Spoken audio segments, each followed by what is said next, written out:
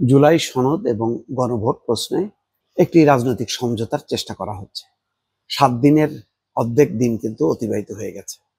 এখন এই আলোচনাটা তেমন আর প্রাসঙ্গিকও না বলে মনে হচ্ছে, কিন্তু সরকার তো একটা সময়সীমা দিয়েছে, গণভোট কবে হবে এবং জুলাই সনদ বাস্তবায়নের প্রক্রিয়াটা কি হবে সেটা নিয়ে বিএনপি এখন এই পর্যন্ত কোনো আলোচনা করেনি, বরং তারা তাদের যে মনোনয়ন প্রত্যাশীদের তালিকা তৈরি করা, বিভিন্ন জায়গায় এর প্রতিক্রিয়া, সেইগুলো নিয়ে ভাবছে।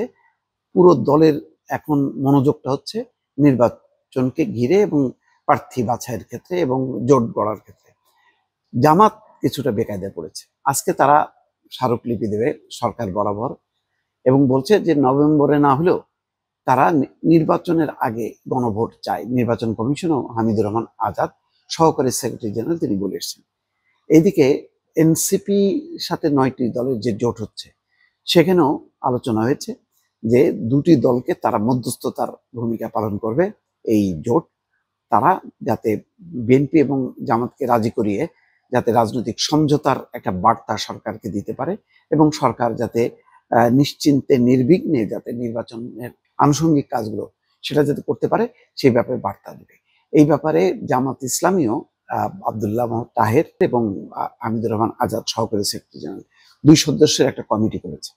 অন্যদিকে বিএনপি বলেছে হ্যাঁ, আমরা ইতিবাচক, যদি আমাদের কাছে আলোচনার প্রস্তাব আসে আমরা আলোচনা করব। কিন্তু অন্যান্য ক্ষেত্রে যেমন বিএনপি খুবই উদ্যোগী হতো যে এরকম একটা আলটিমেটাম দিয়েছে এই 7 দিনের মধ্যে বিষয়টা শেষ করতে হবে, তেমনটা না। কিন্তু বিএনপি জানে সরকারের এখন একমাত্র লক্ষ্য, প্রধান লক্ষ্য, চ্যালেঞ্জ হচ্ছে জাতীয় নির্বাচন।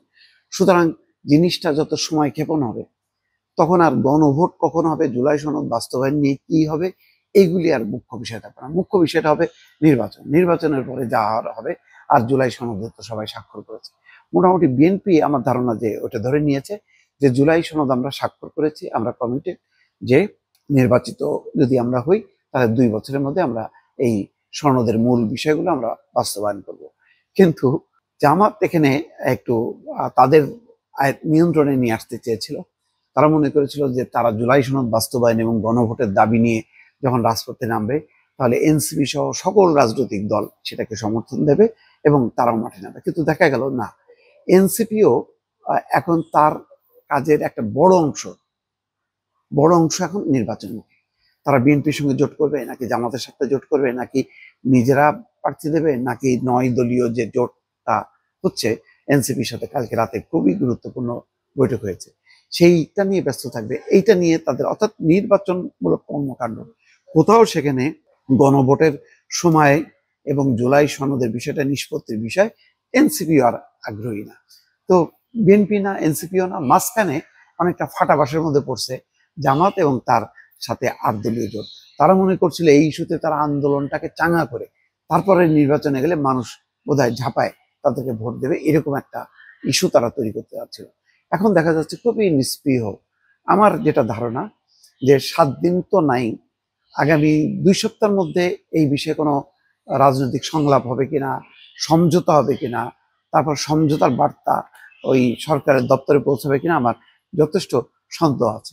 এবং সরকার এখন বলটা ঠেলে দিছে রাজনৈতিক দলগুলোর কোর্টে। এতে সরকারেরও লাভ হয়েছে, সরকারের উপর চাপ নেই। আর বিএনপিও মনে করছে যে ঠিক আছে তোমরা করো, দেখি। তখন এটা নিয়ে সময় ক্ষেপণ, কিন্তু মূল যেটা সেটা তো আর পিছাবে না। এটার ব্যাপারে শফিকুর রহমানও বলছে যে আমরা ফেব্রুয়ারি নির্বাচনের ব্যাপারে দৃঢ় প্রতিজ্ঞ।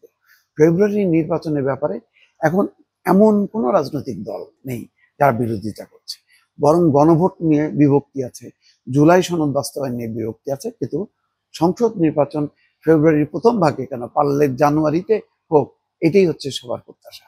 সুতরাং পুরো বিষয়টা, এই আলোচনাটা, রাজনৈতিক সমঝোতাটা হয়তো চেষ্টা হবে, কিন্তু এটা খুব ফলপ্রসূ হবে বলে এই মুহূর্তে মনে হচ্ছে না দর্শক।